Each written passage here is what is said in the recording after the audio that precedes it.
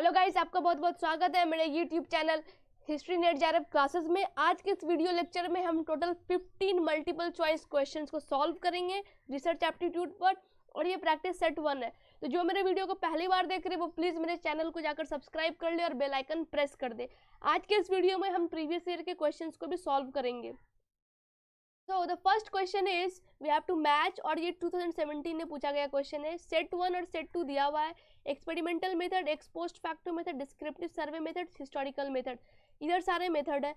Set 2 में दिया हुआ है प्राइमरी और secondary sources, questionnaire, standardize test, typical characteristic test. Okay, तो हमें पता है कि हिस्टोरिकल मेथड में आप हमेशा प्राइमरी और सेकेंडरी सोर्सेज की बात करते हो, ठीक है।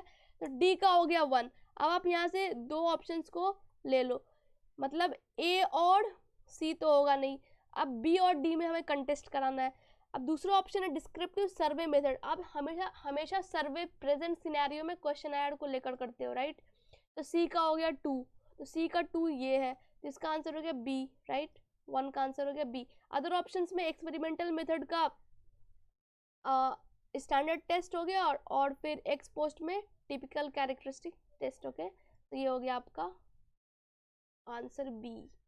Next we have the principal of a school conducts an interview session of teachers and students with a view to explore the possibility of their enhanced participation in school programmes.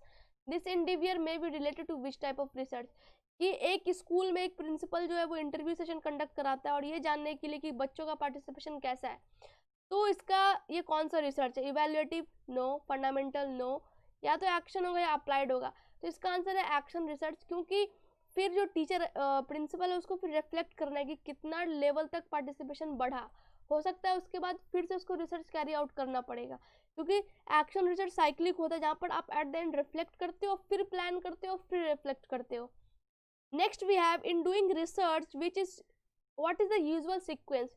2017 में पूछा गया सवाल है कि जब आप रिसर्च करते हो तो यूजुअल सीक्वेंस कौन सा फॉलो करते हो, क्योंकि रिसर्च एक सिस्टमेटिक प्रोसेस है जिसमें आपको स्टेप बाय स्टेप फॉलो करना होता है।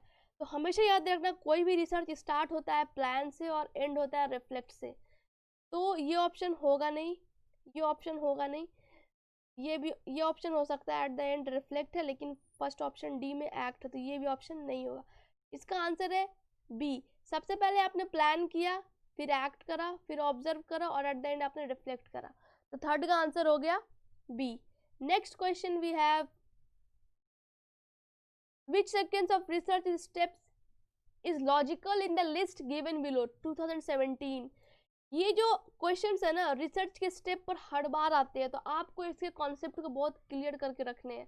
मैं इसमें वीडियोस बनाऊंगी तो आपके कॉन्सेप्ट क्लियर हो जाएंगे।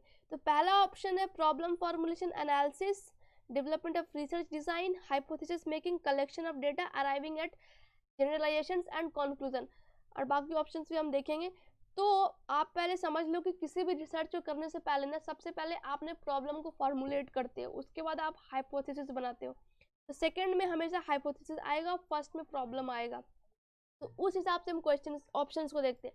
Development of research design no, problem formulation yes, problem formulation yes. अब सेकंड में मैंने आपको बोला हाइपोथेसिस होना चाहिए, हाइपोथेसिस यस, हाइपोथेसिस में नहीं है नो, तो इसका आंसर हो गया सी, ठीक है।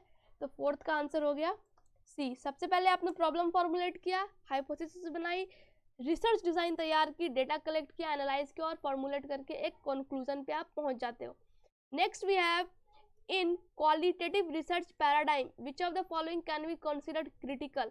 क्वालिटेटिव रिसर्च में कौन सा क्रिटिकल है? Data collection with standardized tools, sampling design with probability sampling techniques, data collection with bottom up empirical evidences, data gathering to take from top to down systematic evidences. तो मैंने आपको अपने पिछले video से बता रखा है कि क्वालिटेटिव रिसर्च जो है वो इंडक्टिव रिसर्च में आता है, और इंडक्टिव रिसर्च में जो मूवमेंट होता है वो बॉटम टू टॉप की तरफ होता है, राइट। तो इसका आंसर होगा सी, कि आप बॉटम से टॉप की तरफ मूव कर रहे हो। Next we have which of the following is an initial mandatory requirement for pursuing a research. किसी भी रिसर्च को स्टार्ट करने के लिए सबसे पहला स्टेप क्या होना चाहिए? Developing a research design no, formulating a research problem yes, मैंने आपको पिछले क्वेश्चन में बताए थे। Deciding about the data no, formulating a research hypothesis no, ये सेकंड में आएगा। सबसे पहले आपने रिसर्च प्रॉब्लम बनाने हैं, तो आंसर हो गया सिक्स्थ का B. Next question we have, which of the following research is cyclic in nature? Cyclic कौन सा रिसर्च है? दिसंबर 2019 में पूछा गया। Fundamental no, applied no, action yes. Action research cyclic in nature, evaluative research no. क्योंकि जब आप एक्शन रिसर्च में सबसे लास्ट स्टेप होता है वो रिफ्लेक्ट, उसके बाद आप फिर से प्लान करते हो, फिर से एक्ट किया, फिर से ऑब्जर्व, फिर से रिफ्लेक्ट, फिर से प्लान, फिर से ऑब्जर्व, रिफ्लेक्ट। तो ये कॉन्टिन्यूसली चलते रहता है ये साइकिल, ठीक है, तो इसलिए साइक्लिक होता है in nature. Next we have, which of the following types of research is associated with theory testing? Theories को आप टेस्ट करते हो किस रिसर्च में? तो मैंने आपको बता रखा है कि जो थ्योरी टेस्टिंग है या फिर हाइपोथेसिस टेस्टिंग वो डिडक्टिव रिसर्च के अंदर होता है। ओके, तो इसका आंसर हो गया B. A qualitative research is deductive in nature, inductive in nature, deductive और inductive none। तो qualitative research जो है वो inductive होता है, सॉरी। इसका आंसर हो गया बी, 9th का आंसर हो गया B. Next we have, the term ethnography is associated with what? Quantitative research, qualitative research, correlational study, probability sampling। तो ethnography जो है वो क्वालिटेटिव में आएगा। मैंने आपको जब क्वालिटेटिव रिसर्च पढ़ा रही थी तो मैंने आपको इसमें बताए थे बहुत सारे टर्मिनोलॉजीज जो कि क्वालिटेटिव रिसर्च के मेथड या क्वालिटेटिव अप्रोच के थ्रू चलते हैं, जैसे कि इथनोग्राफी है, in depth interviews, focus group, grounded theories, phenomenology. तो बहुत सारे मैंने ऐसे बताए थे, आप वीडियोस को देखिए। और ये बहुत इंपॉर्टेंट है कि एग्जाम में हमेशा जो टर्म्स हैं क्वालिटेटिव रिसर्च से एसोसिएटेड उनसे सवाल आते हैं।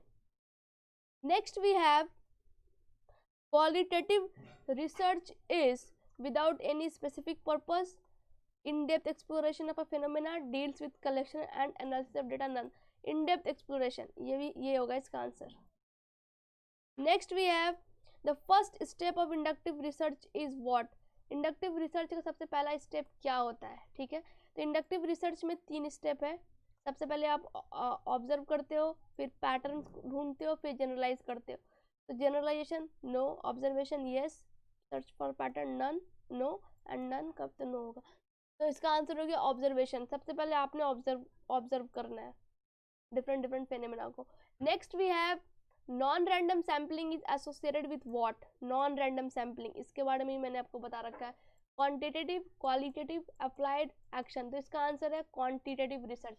क्योंकि नॉन रैंडम सैम्पलिंग में क्या करते हैं कि जितने भी सैंपल्स हैं ना उनके सिलेक्शन का चांस इक्वल नहीं होता है, और ये क्वांटिटेटिव में आता है क्योंकि इसमें डिडक्टिव रिसर्च, और डिडक्टिव रिसर्च में हम स्ट्रक्चर्ड अप्रोच फॉलो करते हैं जहाँ पर आपको हाइपोथेसिस टेस्ट करना है। तो उस हाइपोथेसिस को टेस्ट करने के लिए आपको डेटा को चूज करने के लिए स्पेसिफिक होना पड़ेगा कि कौन सा डेटा आपके हाइपोथेसिस को सपोर्ट कर रहा है। तो इसलिए नॉन रैंडम सैम्पलिंग का आंसर हो गया क्वांटिटेटिव रिसर्च, 13A।